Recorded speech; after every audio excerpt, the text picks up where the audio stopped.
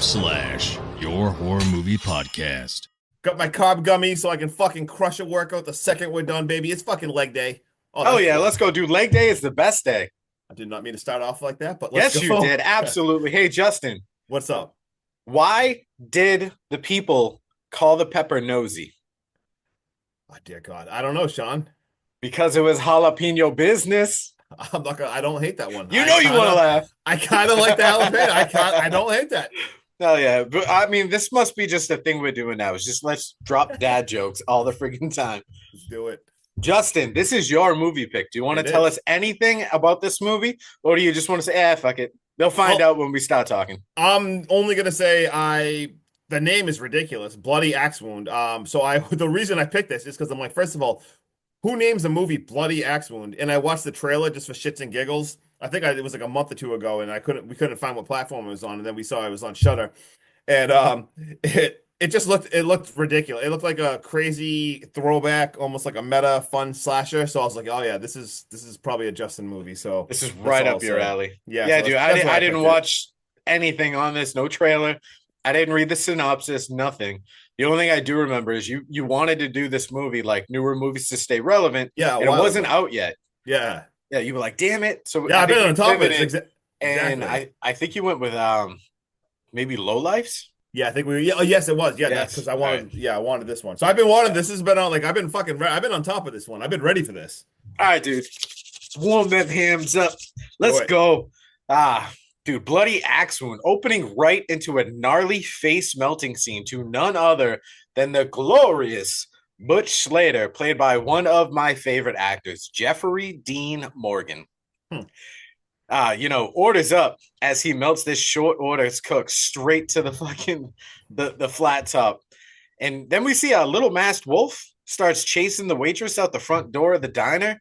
She stumbles, she falls down, and in true horror body count fashion, Butch Slater is there, and he's got her dead to rights, and he finishes the job.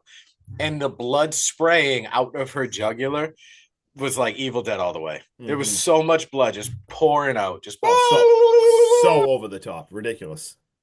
Then we get monologuing into an introduction of Abby Bladecut. It turns out, as this camera zooms away from this scene while she's talking, this scene was just a movie, and I guess murder is money. And we're in Clover Falls, where real life murders have been put on tape and packaged for sale for decades. Abby's dad is your typical blue-collar working man who terminates teens as his profession.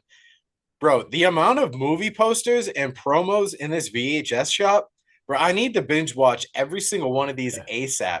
Like, order me some Domino's, turn off the phone, and just sit back because your boy Hacky needs himself a Blade Cut movie marathon ASAP.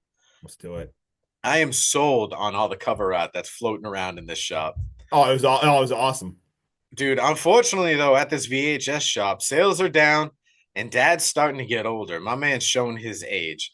And Abby, all she wants is Daddy to pass the torch. But he's not about that life right now because she's not ready. Also, I'm almost positive this man is wearing a prop mask. Like, is he just staying in character? Is this what's going on? Low key, like, I want to be part of this family. Y'all own a VHS rental shop. Your dad's cool enough to like chill in a mask and just hang out. I was so confused too. I'm like, what is happening here? Dad's busts out the Clover Falls high school yearbook, and there is a bunch of kids circled in this yearbook, and they're all his next victims in this next movie.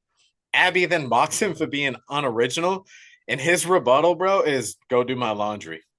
I was like, yes. Dude, I love that when this dude, Mackenzie, working the front of the store, is mocking her on her way out the door, dude. She just she cold clocks his ass. Drops him like a sack of potatoes. We're over to our dry cleaners, which I'm assuming this is like a strip mall type That's thing. What I kind of felt like too, yeah. Yeah, so she's over at the dry cleaners right now. And this dude, Glenn, is like, yo, I'm not doing this laundry because last time, yo, I found a big toe in one of the machines, and I ain't about that. And I'm like, just a prop toe, right? Like, what's the big deal? You just take it out and give it back. Like, no harm, no foul. Like, oh, yeah. I get maybe it spooked you, but whatever. this Glenn guy, though, he's the dry cleaner guy. And turns out, though, he's an aspiring actor. And Abby is like, yo, if you just do this laundry, I'll make sure you get a part in the next role. Maybe not a big part, kind of like a really small part, like in one scene, probably in the background somewhere. And he's like, all right, I got you. I'll do it. Let's go. We're family. I got you. Let's do it. Dinner time now. And Daddy Dearest is informing Abby he is going to be passing this torch to Mackenzie instead of her. Bro's still wearing this prop mask at the table. Like, you've got to be sweating your ass off under this. And then we see a corpse of his mom at the table too. Bro, excellent prop work. Like, this family, I forget what movie I've seen. I want to say it was like Goosebumps adjacent. But the family, it definitely a Disney movie. Dad had like the fake arms and shit like all over the house. I just love the way they work this stuff into there. Like, they incorporate the props into their everyday life too. I think it's just amazing. Yeah, this was like, obviously it had been a homage to Chainsaw Massacre. Like, right? With the family there. Like, yeah, that's what I'm saying. Dude, and then we hear the dinner clock, like those big grandfather clock in the background. It starts to chime. And this dad goes, it's killing time. Roger says it's time to get back to work, and he grabs his mask and just walks out the door. And I low-key love this mask. It's the one that's on the poster behind you. We can't see it. Oh, damn it, yeah. But I'm guessing this dude's heading out to work to go shoot like the next set of scenes for this movie. And I'm like, all right, now this kind of makes sense. This dude has been wearing the mask because obviously they're low-budget shooting stuff. And in order to save money and time, this man got the mask put on probably early on in the day. And then this stretch of time where he's not filming, he's just going to keep it on instead of having to reapply everything. I get it.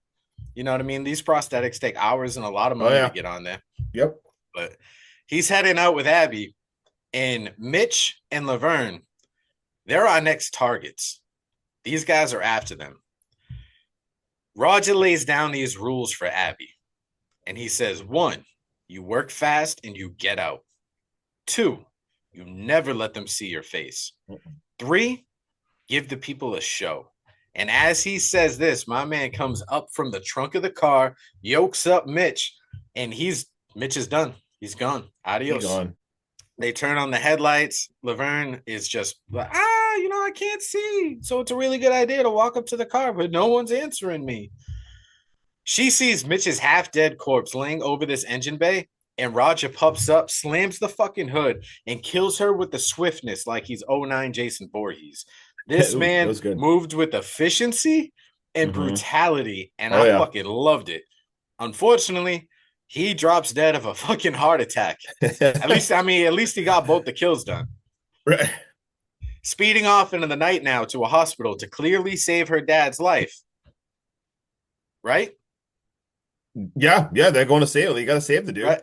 Yeah, you would go to a hospital. Yeah, that's right. Yeah, they're going to a hospital. She doesn't, bro. She fucking buries him. And this tombstone has 23 fucking marks on it. You mean to tell me Roger Bladecut has died 23 times and come back to life each time? Holy shit, is this all real? I was just convinced this was just a family who made movies in a small town and owned a video rental shop that specialized in horror stuff. I'm so invested in this fucking movie right now. My mind is blown. I also just want to chip in here, right? Because I think I only sent you like one text on this movie to let you know I was watching it. And I think I text at this one point at the scene because I think I literally just said, what the fuck am I watching? Like, is it like Bring a Daughter to Work Day?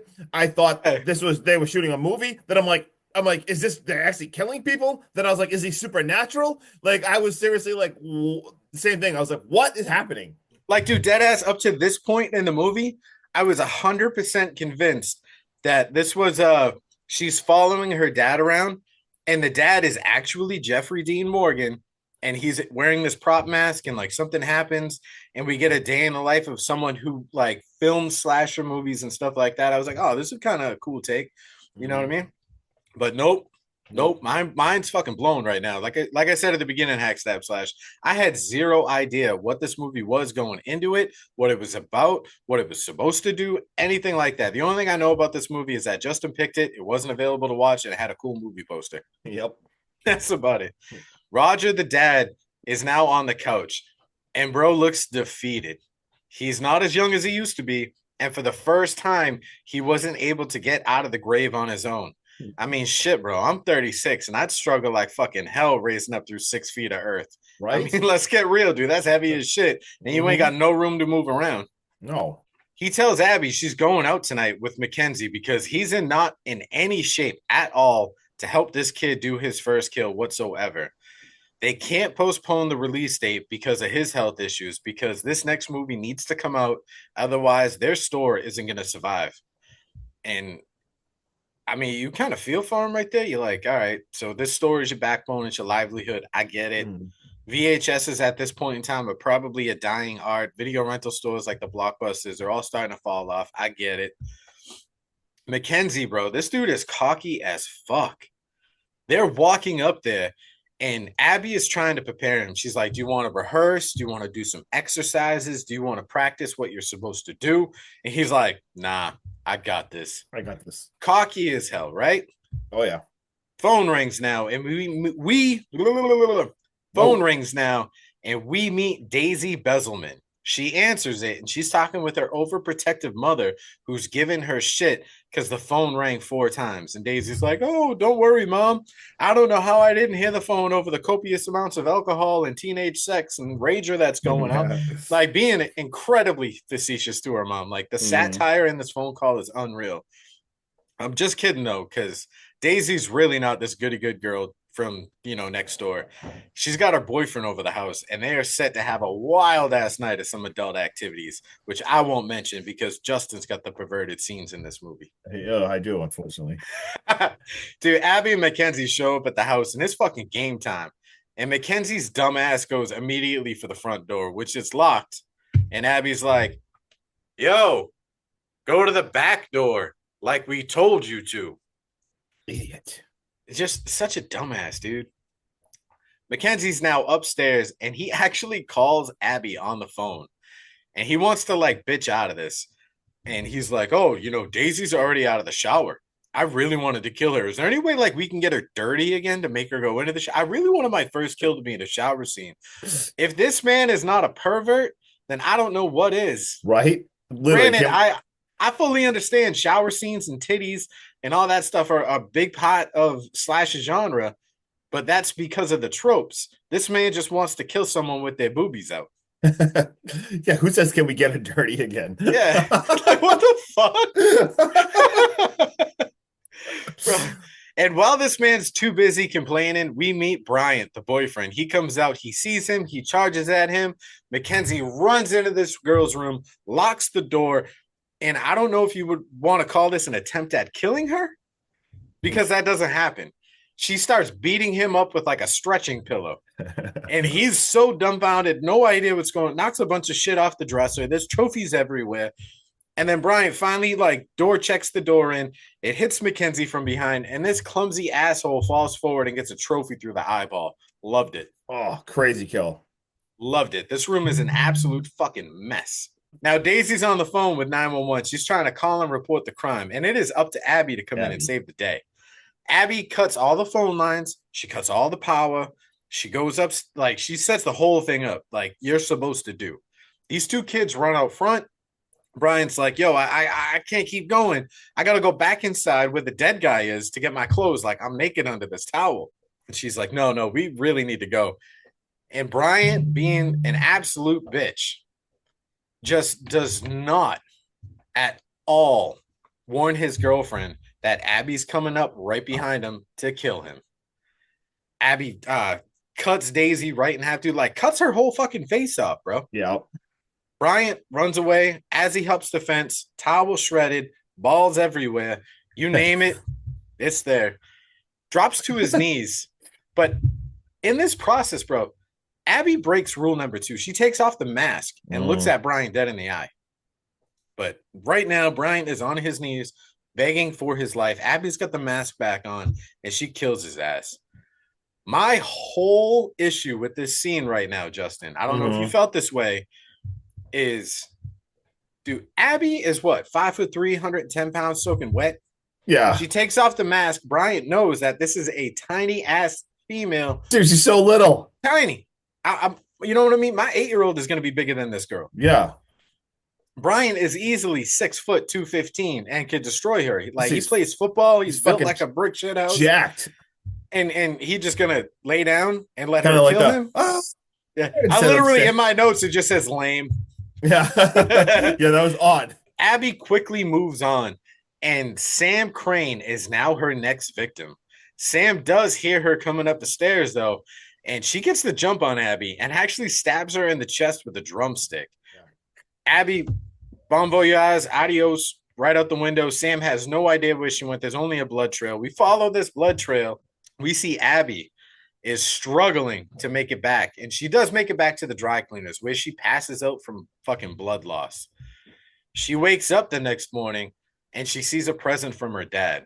And the card on this present says, "May your slashes be swift and sure, and may your success know no bounds. Love, Dad. P.S. Follow the rules." I think maybe he knows she took off her mask. He gives her an axe, though. And, bro, Abby has never been happier in her life. She's got this shit strapped to her back. She's riding her bicycle through this neighborhood without a care in the world. The biggest smile on her face, like it's Christmas Eve, and this is the best gift she's ever gotten. Abby is pumped. Like, on a whole nother level, bro. She even changes the title of their next film from Son of Blade Cut to Spawn of Blade Cut. She's ramping up now to go undercover and stalk her prey at the high school.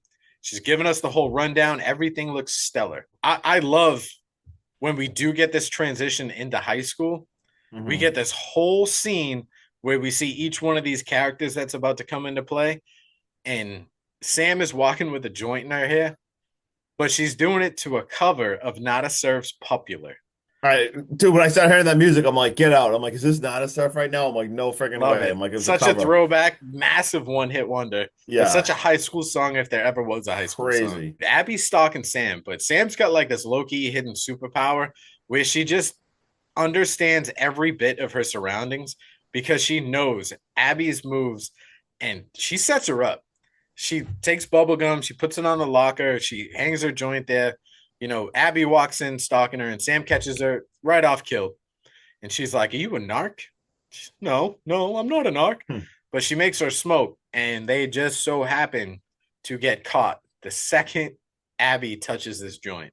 And this gets them sent to the principal's office where Abby is straight panicking because she's about to have her cover blown because she's really not a student there.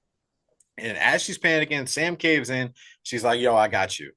And they stage a feminine hygiene incident that gets them both out of jam. They did school now and they go get some burgers and some shakes. They have quite the bit of bonding time. Mm-hmm. And Sam's like a bit of a badass, and Abby is kind of classified as this homeschooled goody two shoes. Sam also describes to her, you know, my girlfriend, Nancy. She was the love of my life. She lit up a room like the whole 9 yards. And she's speaking about her in a past tense. And this isn't because they broke up. It's because she was murdered last year. And I'm guessing this was by Abby's dad in their last movie. Yep. Bro, Abby's senses are off the chain right now. And this scene kind of reminds me of like the heightened senses in The Substance, where like you see the sweat trickle down her nose, like all that stuff. Bro, you see like the cutting up the meatballs, the twirling of spaghetti, the ice cream milkshake, the slow blinking in Sam's eyes with their dad talking in the background, saying like, "Kill her." Hell. This was beautifully shot. And I think this was an excellent way to show us as an audience that right now Abby is having some kind of anxiety attack. Mm-hmm. This diner has an absolute wall full of people. And even like from individual, I think she calls them superstar athlete, the cheerleader, the valedictorian, like all this stuff. And then she goes, even the bowling team. Instantly in my head, I was like, oh my God, the bowling team. This is how Last Night at Terrace Lanes was made, right? Like Roger did all the real life killing and what kind of supernatural production company he works with, then turn those killings into a movie. Makes so much sense. Largest mass disembowelment on record. Yep. And this was all last year. Let's go. There you go. Hell yeah. Tie it all together. Abby's home and she's chatting with dear old dad who's going through a box of memories, some old photos. And even Abby's first knife, and he's just like, ha, cha, cha, ha, like pretending to stab her. And she's like, Dad, I gotta go. These pesky teens won't stalk themselves. And Yep. he's like, all right, trying to go with her, like hanging on. And she's like, nah, I got this. I don't need daddy. Abby goes out and she's stalking Sam, who, by the way, is one hell of a drummer. And at this point in the movie, I'm starting to get the feeling that Abby is falling for Sam. I mean, you can tell by the characters' interactions and what's going on, but you can also tell by the music they're using to set the tones in these scenes. Abby is ready to move on to her next victim, though. And this one is Patty Spolinsky, the future valedictorian of Clover Falls High School, excuse me. She corners her under the bleachers, asking her for a lighter so she can smoke a cigarette. Patty says she doesn't have one because the musical instrument she uses and practices under these bleachers requires a massive amount of lung space, and just one cigarette would destroy that. Now, out of nowhere, this entire group of kids surrounds Abby. And it's not to like beat her up or anything, but I think it's a way of showing us each one of these victims in this tight-knit group. We get Patty the smarty pants, we get Sam the badass, we got Izzy the pop lock and dropper, and we get Billy, the lead singer of the band. Go. Abby's in study hall now, and we get one of my favorite nods in horror. Mm-hmm. We get a clear nod to the 1978 Halloween scene where Abby looks out the window, sees her dad. Someone asks her a question, so she looks away for a split second, looks back, and he is gone. This, you cannot tell me this isn't a nod to when Laurie looks out the window, sees Michael, looks back, and then looks back out the window, and he's gone. Dude, the nods we've already had, like this scene on top of like the one that looked like the friggin' Chainsaw Massacre supper scene when like the grandfather's like they're propped up there and all this different shit that's going on. So much cool shit in this. So much stuff wrapped up in here. And while this happens, she starts to chat it up with Patty, who's actually offering to show her around town. Dude, props to Patty right now, who's clearly out of her comfort zone, trying to befriend Abby, which is a massive mistake because we know what Abby's there for. But props to Patty. Let's go, Patty. Good job. Abby's home talking shop with her dad, who's offering some insight on the procedure. Abby wants to reverse the circle of selected kids and choose new ones because she's becoming too close to this movie. He says, nah, it's simple. The kids are circled, you kill them, you move on. This kind of turns into like a small heated debate, but he ultimately says, you kill them, they all die, end of discussion. Abby's pissed, but she's taking aim now at Izzy, whose mom is actually downstairs watching the movie they made in the beginning scenes. And I think, if my memory serves me correctly, he called it the Greasy Massacre. Abby fights with Izzy now, and she eventually just pushes her ass out the window, and Izzy looks dead as fuck. She looks like she is stuck in a breakdancing pose. And I'm like, I kind of like this, but I feel bad. I just feel the same. I don't know if you noticed this, but I didn't notice this until a rewatch. Izzy doesn't say a single line in this movie. I know. I was what the hell? She's clearly not deaf because she's like, constantly listening to music. So I'm thinking she might just be mute. Right. Which is wild because I think Izzy's acting in this movie is great. Yeah. Like it didn't feel like an unnecessary character. I mean, granted, she's there for the body count. Right. But I didn't mind her there. No, I got you. And I'll talk more about it in another scene with her in a little bit. But so Abby shows up and she's at the band show now. She thinks she missed it, but I guess Billy just got so drunk that he pissed his pants 3 songs into it, and they're going to call this an early night. Sam stole some beer from the bar, though, because the promoter refused to pay them. Promoter's defense, 4 people show up and your lead singer pisses his pants. I'm not paying you either. Sorry. Right. So they head off to the bleachers to chill under the moonlight and drink a few brews. Sam can't stand this town and how many deaths that have happened in this town and how people just move on like it's absolutely nothing at all. She can't tell you how many funerals she's been to since her freshman year. Now, with all the kids dying in this town and no one really paying any mind, kind of makes me feel like Stephen King's It. Yeah. Where all these kids go missing, they all get killed, and the town just forgets about them. Right. Sam gets cute, though, and she pulls out a mixtape that she made for Abby. And Abby wants to listen to it right now. So they share the headphones, and they start jamming out to this mixtape. And just when things start to get hot and heavy, Abby accidentally knocks this cassette player off the bleachers, and she runs away just like Justin in any kind of fashion. Fun fact, hack stab slash. This is exactly how Justin's first kiss happened in high school. Isn't that right, Justin? Kind of like similar. I was kind of I'm not gonna lie, like I had some awkward moments. Like stuff would end up working out good for me, but it would be very awkward to start. But I got a pee so bad. Awkward. Hold on. All right, where are we? We're kissing on the We bleachers. are That's what we're at doing. your scene, and I was just telling Hackstab Slash how much maybe you didn't drop a cassette player and run away for your first kiss.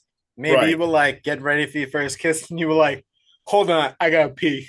Yeah, yeah. Hold, let's actually, hold on. Yeah, very Yeah. awkward. Any, anyway, so also even this scene, can I just say this was shot like beautifully, like the aesthetics of like the full moon and everything, freaking absolutely awesome. But they get past the awkwardness. Sam ends up kissing Abby, so they make up for it. But then all of a sudden we see it's now 3 a.m. and Abby is home, and guess who's there waiting for her? It's her dad, and he's like, "Where have you been?" And she's like, "You know what? Let's just cut this after school bullshit. Like whatever. Like let's." And he's pissed. He's like, "Look, you are getting too close. This is hard to do the job. This is not real. They are not your friend." Like so, yeah, it's heated up. They Yeah, are he's absolutely very pissed. adamant about everything that's going on. Yeah. So then next day we're back at school. You hear people talking about like it's a shame about Izzy, what happened and everything. And all of a sudden we see Glenn, the laundromat person. He's now I'm gonna call him undercover Glenn for the remainder of this movie because he's there and he goes in the classroom and everything, and she gets out and he's like, "Your dad's here." He is so pissed. Then like she gets in the car. The dad drives Abby to show her something. He drives by and he shows her that Izzy is still alive. I mean, she's banged up and hurt. She's like in a wheelchair. She's got like the whole metal frame, like neck brace, head brace. I mean, like she cannot move, and her mom's with her pushing it. It's actually wicked sad. I mean, I guess it's good that she's alive, so awesome. But yeah, it's pretty messed up. And he's like, "You finished the job tonight." And so you see, all right, Abby's like, "Oh my God, okay." She ends up blowing off Sam. Sam wants to hang out with her. "Hey, you want to hang out tonight and everything in the house?" She's like, "No, no, no, no." And she just completely blows her off. And then we see it's at night. The wolf mask is back on, staking out the house. And we see I love your movie guy voice. yeah. So she is now in there, and we see Izzy is like in like the shower again, but she's like I said, she's full like the frames on her head, and she cannot move or anything, and like and she's got the axe, and how Sean said like she doesn't even talk, like you hear her say like whisper something. I don't even know if she says like no with something, but then you see like Abby clearly has second thoughts. Like you kind of see her just like completely stop. And we see you see her leaving the house and you don't see her get killed at all. But as she's walking away, oh man, she passes her dad in full. She doesn't see him. Like he is like lurking there and he's full in costume and everything. Son of a bitch. So you clearly know what's gonna happen right there. And then we go full like at Sam's house now. Abby through the window, kicking it old school, sneaks into the window, and she startles Sam because Sam was just there listening to music, playing the drums and everything. And she's like, "Whoa, what are you doing?" And she's like, "Yeah, just knocking everything." And she's basically like, "Hey, you want to like fool around?" She's like, "Yeah, you know what? Let's go." So as Abby's laying on the bed, starting to fool around, she sees that scar where she got stabbed in right there, and she asks her about that, and she freaks out. She jumps up right away, and she's just like, "Oh, it's nothing, it's nothing." And Sam's like, "Okay, kind of like didn't mean to like make you mad or anything." And as it happens, boom, phone rings, and you see right away it is not good. We hear her talking like, "What are you talking about? No way, not real." And Izzy is dead, and she tells that to Abby, and you can tell Abby almost as like you can tell Abby like almost wants to say like, "What? No, I didn't kill her." Like you kind of see her. Yeah, say you something could like, tell "What?" she was like, "No, no, no, I left her alive." Yeah, you see her say like, "No, no, no," and just kind of stops, like, and you can tell she's like, "What the hell is even going on right now?" And so at this point, like, holy crap, like we see the crime scene now, and once again, undercover Glenn is at the crime scene. This dude is so overacting sad. Like, it's like hilarious. Dude, I was dying laughing. He's like, The people of the neighborhood, deserve to know what's going on. he's like, our children. What about the children? Like, just absolutely ridiculous. And we This see man's Abby. fake facial hair is unreal. Dude, it is so freaking funny. Oh my God, I love Glenn. And Abby's there as well. And we see Abby talking to Glenn, like, and she's like, hey, I'm gonna need your help. Like, this is your time to, like, I need your help a lot. Glenn actually calls Sam and the friends and like a disguised voice, and is basically like, you and your friends must leave town now, like, or else you're next. And basically says that they're next and everything, and Abby's with them now and everything. She's like, you know what? That's actually a great idea. I'll drive. Let's fucking go. Road trip. So we got Abby, we got Sam, we got Billy, we got Patty. They all leave in a van. It's road trip time. And we see them stopped now. They're hanging out, and they're like, you know what? We're gonna walk through the woods now. They're like a mile out through the woods. There's an abandoned campground. It's probably a good place just to hang tight and everything right there. And you see, meanwhile, yeah, right, like what the hell? And Abby's on the Brilliant phone. idea. Abby calls undercover Glenn and it's like, hey, it's your turn to shine and everything. Tells them like, go to we're doing this plan, like let's go. But like, what the hell kind of plan is that? Let's go. As they start going, like, oh, I heard it's haunted too. Yeah, maybe let's not do that. Like, hold on, I gotta call a red flag on my flag. Yep, We got yep. flags on the play. So as now they are in the woods walking a mile out there, and we see like baby dolls hanging from the woods everywhere. Holy shit, like super creepy. And then we get who's out there? It's undercover Glenn. Just the beard looks like a It's crazy old barely person. staying on his face. Yeah, it literally looks like it's just glued on, which I think it was like glue sticked on. And he's like, this place is cursed. You must go away. Like, you'll die. Like, clearly, this is like a homage to like Friday the 13th. I don't know if it's part 2 or Oh whatever. yeah, I saw he's this- one of those definitely scenes. playing like a harbinger in this. Yeah, this is like that old crazy guy that tells them not to go to the camp. They'll all die and everything. And they're like not buying it. They're like grilling him. They're like, you don't even like, is that like, you don't Dude, smell I it? Is love- that yeah. cologne? Sam Like- calls him out. She's like, "You don't even look dirty." Yeah, She like, like look dirty. goes Is that- up to him, takes a deep breath, and she's like, "Is that cologne?" Yeah, she's like, you smell nice. And the other girl's like, I think I've seen you before. And you see him almost start to say like he gives up, but they like clock him. You just see like he's like, oh, I Yeah, can't, and then boom, Abby comes clock. out of nowhere and just drops his Just ass. fucking drops him. So now we are in a cabin. Now we are full Evil Dead mode right now. Cabin in the woods, because we are at a cabin. We see Glenn is tied up, so they just tied up his ass. They're looking on the wall, seeing like spear guns and different shit. We see a fire pit. Billy's super excited. He's like, "Who wants to roast some wieners?" Guys, all pumped up, and they see. Foreshadowing much? That's the only reason I mentioned that one. We see they find a paper about Camp Kilgood and how there was like tons of murders there. We get campfire time, and it is lore time. So we are talking about Roger Bladecut. We are talking about 60 years prior. Roger, he was a camper, and he died right in this very barn right over here. Because you know what? He was a little kid, and he was playing tag, and he just ran around all that day, and he couldn't catch a damn soul. And he was on top of that barn, and those kids were messing with him, picking on him, and he lost his balance in one of those planks, and he fell to his death. And someone's like, "What? Like, what are you talking about? Like, a kid can't like kill everyone." And they're like, "Oh, Roger is grown now, and he chops up anyone that comes here with their machete." And then we hear a scream. Sam's actually up there in the barn right now and screams. Abby panics right away. You can tell she's taking the shit Yeah, so full-blown sprint. serious. She runs up there, but turns out she just gets jump scares, and it's just a little friendly flirt, and she just wants to hang out, make out in the hay or whatever. They end up finding a car though. And they're like, "Oh my God, this is too good to be true." And they're like, "Oh, yep, no keys or whatever."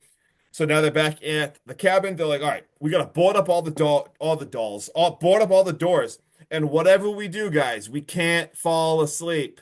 Friggin' love it. Wonder and what that's a nod to. I was gonna say another nod. Let's go. But what's gonna help them? Uppers. We got pill time. Sam's like, "Let's go. Let's all take this."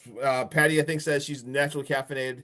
Nope, you're still taking them. Everyone takes them. So we got beer, we got pills, we got music. Bro, They're the rocking out. labels on this pill bottle, Yeah. isn't one of them like "Stay Awake"? Yes. Or it says No. "Speed" in huge letters. Yeah, it's like I know. I saw that. I'm like, what?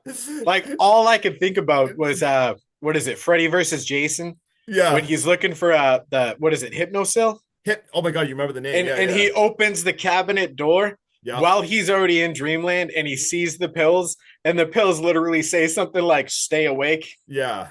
Oh And yeah. he, So good. But yeah, that was hilarious. Like speed, definitely not something else.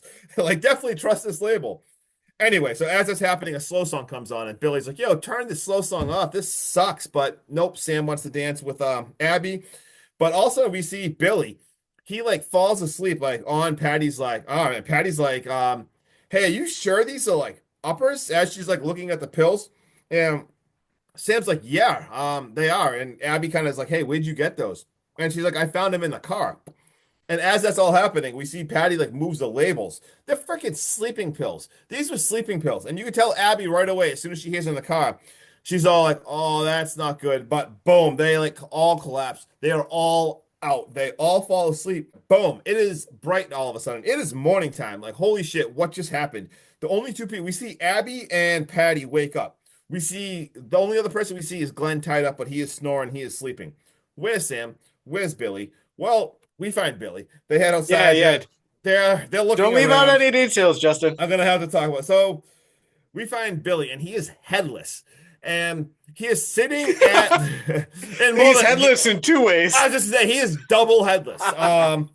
He is found at the campsite with like the fire done, but he's got a marshmallow stick, and there's a toasted wiener, like an actual toasted wiener on it. Like he toasted his wiener, and this is my scene again in like the 8th movie that has weird wiener scenes that I always have to describe.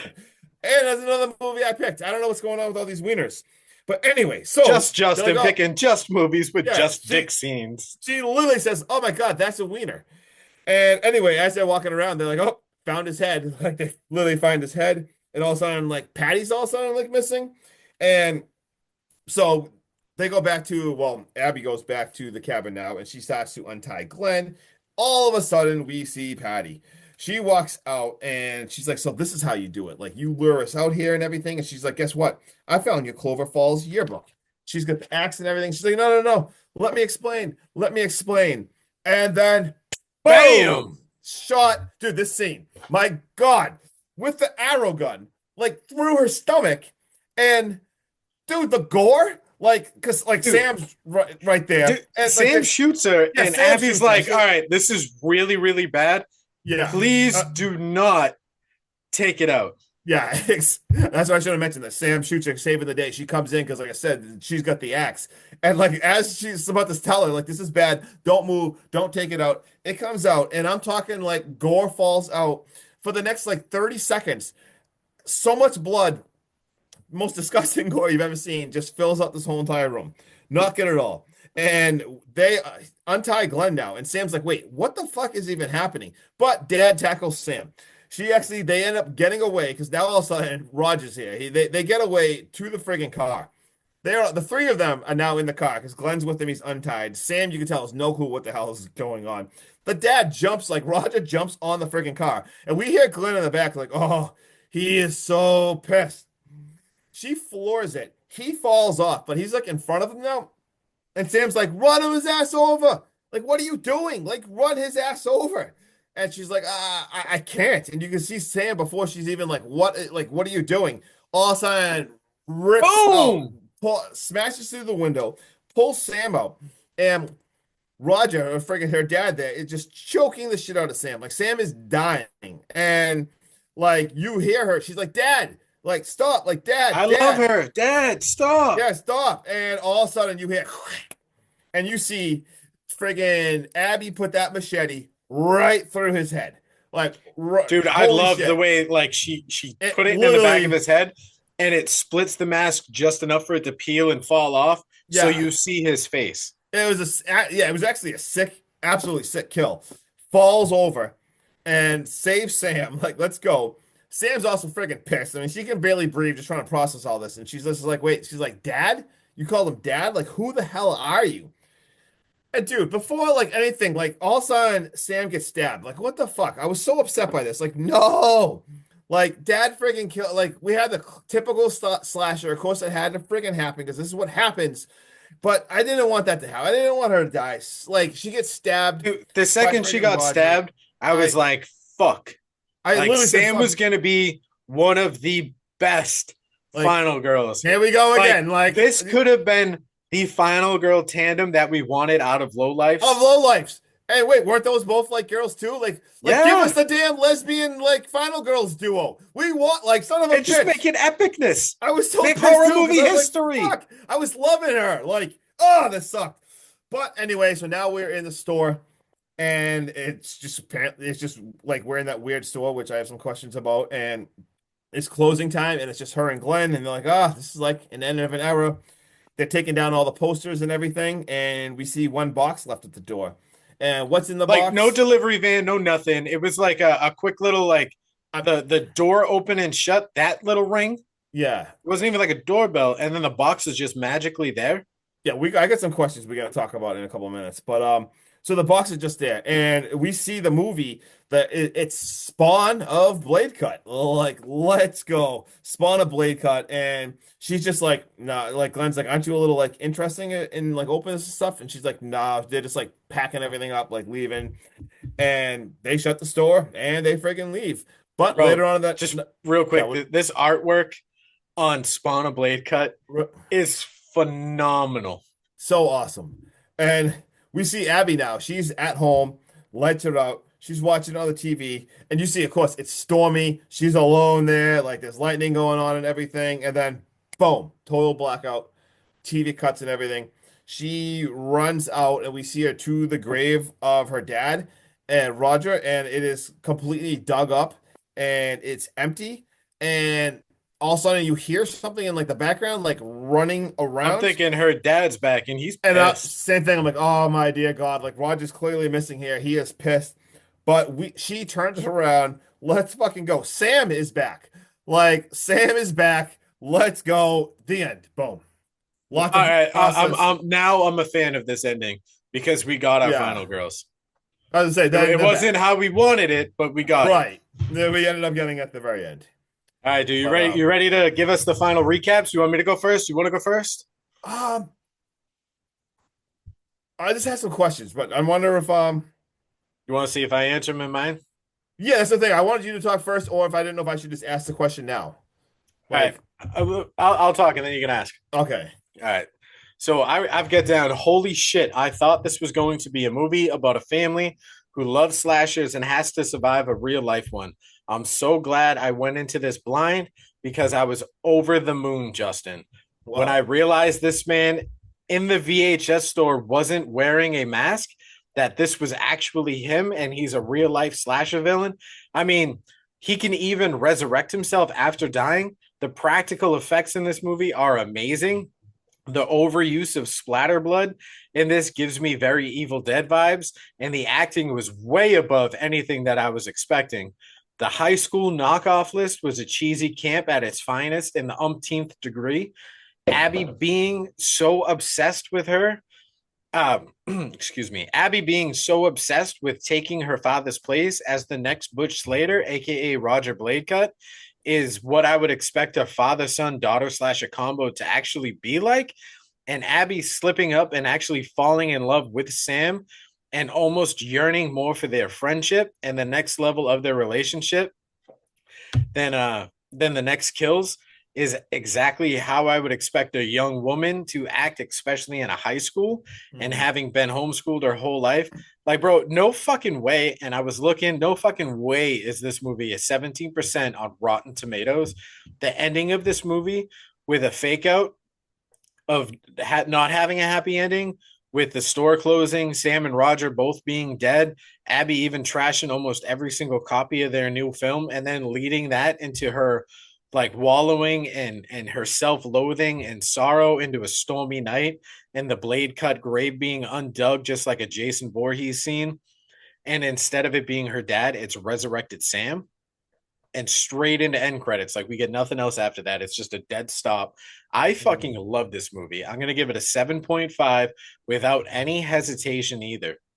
7.5 feels absolutely perfect because just also like real quick, I want to touch on the time frame of this movie. Mm-hmm. It kind of reminds me a little bit of It Follows. And I'm not saying the movie itself. I'm talking the time frame. Because we get very early 90s vibes, but these kids dress like early 2000s. Right. But based off the latest movie poster in this VHS store, which is from 2020, we even see a Chevy Silverado in the background that's from the 2010s. We get no clear cut exact timeline in this movie. So that leaves me feeling that this is like a modern day movie using pieces of each decade of every slasher throughout history. And I actually kind of enjoyed it.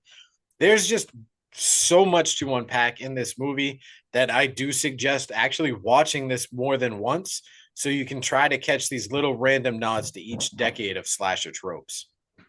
All right. Very well. Very That was a fucking fucking mouthful. I apologize for the lengthy thing, but I had a lot to say about this. no. And like, do you even think like is that store even real? Like, was this like there's no way you could have just like a store that like with the bot like is this like like I'm so confused like Dude, there's got to be like so many different supernatural elements that's going what I mean. on. Like there's no You know way what I they mean? actually had a Like, horror like when we watched Leslie Vernon, right? and then we watch is it Leslie Vernon? Yeah. Yeah. So when we watch Leslie Vernon and there's certain guidelines, certain things that they do to like prep for these things and whatnot to create this aura. Maybe this dude truly is supernatural, but Right. he's got to follow guidelines. And the way he can get resurrected is if he dies at the completion of the movie. Yeah. So he can come back to make another movie. And that's like the premises of the only way this whole thing works is if you Right. complete the movie and then die. And that's what I mean. Like how like who's filming the movie? Like there's a lot like just but I think the people giving it a bad I don't know. Maybe they just weren't horror fans or they thought they were watching a serious movie. Like I guess I'll talk about what I freaking loved this movie. I loved Abby. I loved Sam. Their acting was awesome. And also this was an awesome meta slash and it was fun as fuck. Like was it sloppy and all over the place? Yes. But I think the people who graded it wrong, like this 100% reminded me of one of those fun movies in the 80s. It didn't have to make sense. It was just a fun freaking movie. Like obviously, if there was a killer or this people like there was no cops presence, like there people would have been looking for this for years. They just find the newspaper, all that stuff. None of that stuff made sense, but it's just a fun friggin' movie. Like I think people forgot this is one of those movies just like turn off your brain and have some campy fun. I think what this movie did, like there's other movies like this, but I think this movie did it great.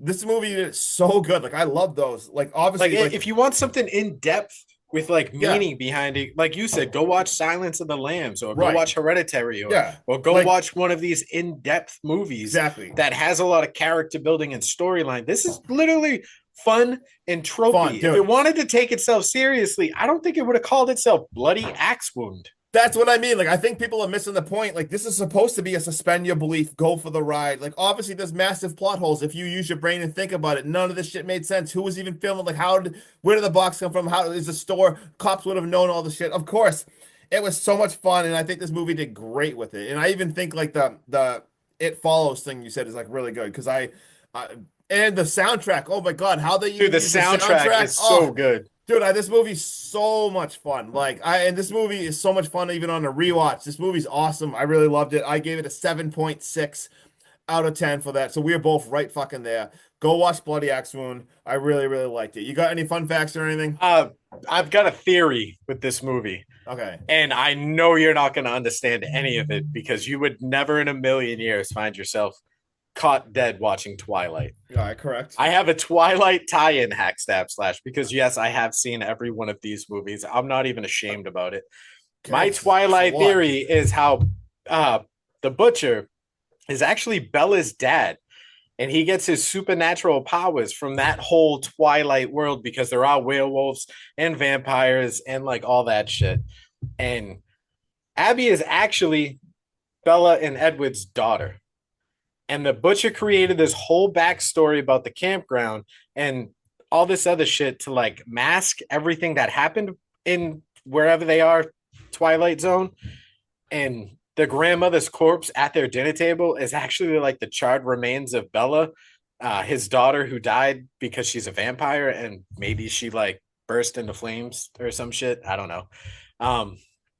But he kills these kids in high school because he's still mad that his daughter left him for a vampire and all that shit.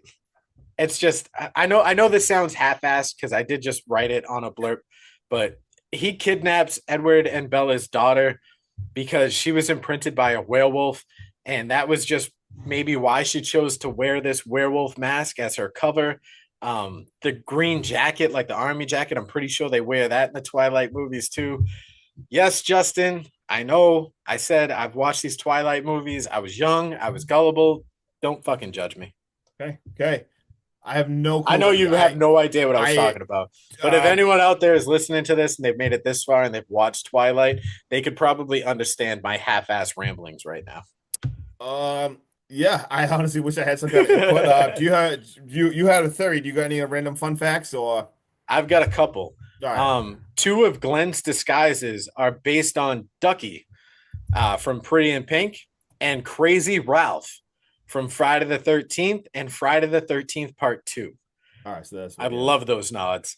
My favorite line in this movie is from Abby, and it's "fuck, that's a charred dick."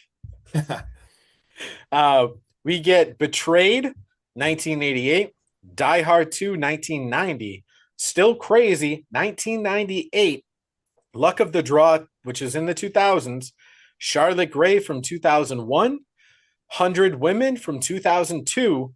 Bro, these are all VHS movies scattered throughout the shelves, which gives us an array of timelines. And then if you look at the movie posters, we get Wendigo from 2001. That one stuck out so much. The Roost from 2005. And my favorite line ever, Uncle Peckerhead from 2020. Yep. So this movie can range from anywhere because Do you they know use why- like corded phones, cassette players. I don't see an iPhone in sight, but they've got a movie poster from 2020. Like the timeline is everywhere, and I love it. Do you know why they have Uncle Peckerhead in there? No. It's this guy's. That was his first movie. It's Oh, this no guy. shit. Yeah, this is the dude who did Uncle Peckerhead, which I have not seen. I've heard about it, but this is Uncle Peckerhead's the director that did that. I think his name is what's this? Matthew John Lawrence. Shout out to him. I don't know if you do this, but instead of like when I get frustrated with my kids, Yeah, instead of calling them like a mean name or something, I'm just Yeah. like, you're such a peckerhead. yeah, you got to try to. That's a solid. I say parenting peckerhead study. so much. Oh yeah. The only things I got is same thing. I had the Uncle Peckerhead thing because I was the director, so I got that, and also the actress who played Abby. Oh God, I can't say. Is her name Sari? I'm just gonna call it Sari. I hope I'm saying her name right, but she said she's a giant scaredy cat. And to try to prep for this, she said she watched Jennifer's Body and Uncle Peckerhead to try to prep for this movie, just so she could try to get into a horror mindset. She did excellent. Dude, she was, oh my God, she crushed it. And they filmed this in the Hudson Valley in New York, and they are hoping for a sequel, but it was basically kind of like see how it does, like if people want it, hopefully it's reviewed good and everything. So fingers crossed, because I think this I would going back into love this- a sequel. going back into this world, I think could be a lot of fun. So that's all I got. Dude, I don't care what anyone says. I want to see every single one of Billy the Butcher's movies. Right? Even if they're just short films, I want to see one for every single one of these. I want the origin story. I want the resurrection. I want to see how number 6 is portrayed. I want to see the greasy massacre murder guy. I want to see it all. Let's go. Give us some more. All right. Oh yeah. But All right, until let's get then, out of hack, here. stab, slash. I'm Hacky. This guy right here. Just Justin. We out. Peace.